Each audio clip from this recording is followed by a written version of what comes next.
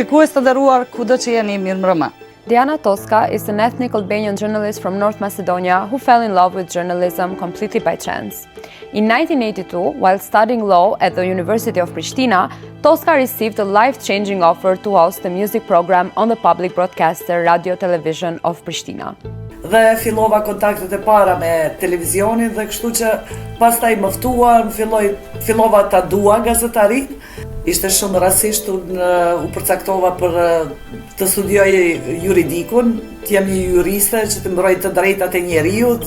The 1980s were a turbulent time in majority Albanian Kosovo, marked by protests calling for equal rights for ethnic Albanians and independence. By 1984, Toska had finished her studies and become a full-time journalist and host of a political talk show.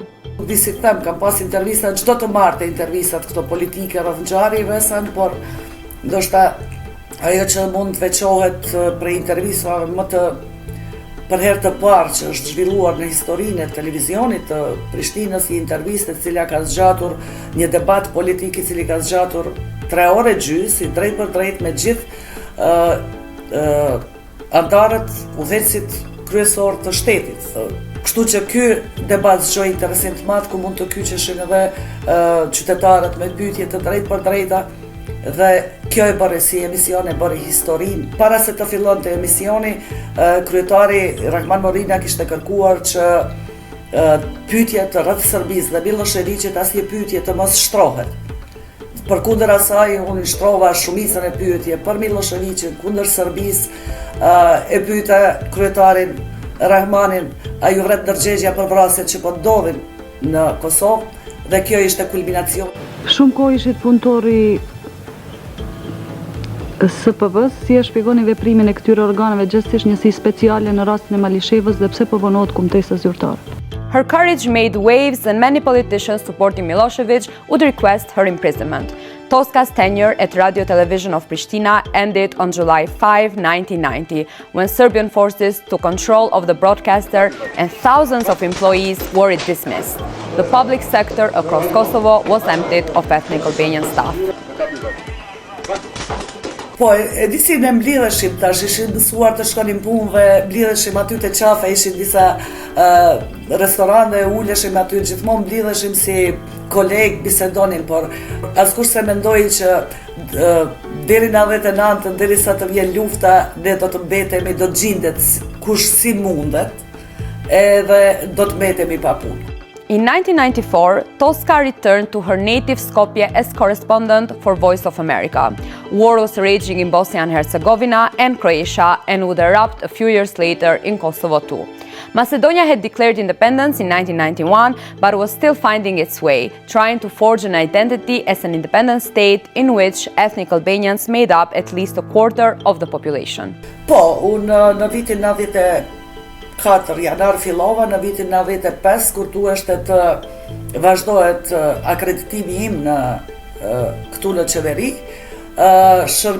Ministria e Informatave, atë një sekretariat për informata që ka ekzistuar, ka dërguar një njoftim në ambasadën amerikane dhe në atë njoftim thuhet që shërbimet të caktuara ka njohuri se korespondentja Diana Toska merret me aktivitete kundërshtetërore në Maqedoni dhe për këtë nuk i lejohet që të vazhdojë, nuk ka kushte që t'i vazhdohet akreditimit që të punojë.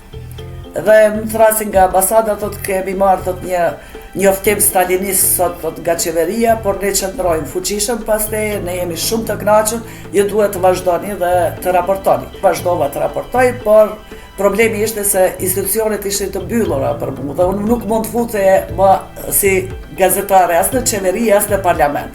Gjithmonë tani kur shkoja në parlament duheshte që të thras një deputet shqiptar që të del të më marrë te porta si musafire në parlament. Po të njëjtën gjë edhe në qeveri. Ne si zëri Amerikës nuk ishim ndonjë zyre, punonim nga shtëpia. Dhe unë intervistat mund t'i thesha musafir në shtëpinë time t'i bëja intervistat. Në atje 2 herë më kam penguar në parlament që të bëj intervistë me deputetët, kështu që më vështërsua situata, pastaj filloi përndjekja e sigurimit shtetëror, më erdha në shtëpi, më pastesën, më ftua më marrën në bisede informative dhe në 95 më ftuar në bisede informative dhe por unë e njoftova Elias Biberën, Elias Bibera ishte shef i zërit Amerikës, i thash nesër më kanë ftuar në bisede informative dhe ti do shkosh, dhe unë do të njoftoj tash ambasadë. Dhe në mëngjes herët thua nga ambasada, thot shko, ne do presim deri në ora 1, nëse nuk të lirojnë, ne 15:01 jemi atje, ne do të intervenojmë, do të është. Dhe pyetja e parë ku shkova në sigurim, tha pse pate nevojë ta njoftosh ambasadën amerikane. Ne të kemi ftuar këtu, thot, në biseda, me kolegë tu, thot, ne i komunikojmë, i ftojmë, bisedojmë, bashkëpunojmë. Thash, shka kërkojmë me ju me bashkëpunu, jam gazetare. After the Secret Service interview, Tosca and her family were checked and harassed every time they crossed the border. She was constantly followed. She resisted until 1996 when she saw the man who had been following her standing next to her mother and her 4-year-old nephew in a park. Ajo ka qenë për mu vendimtare, sepse nuk moja deri në atë mas të siguroja, të rrezikoja, sepse e disi pas 30 viteve kishim nipin e parë në shtëpi.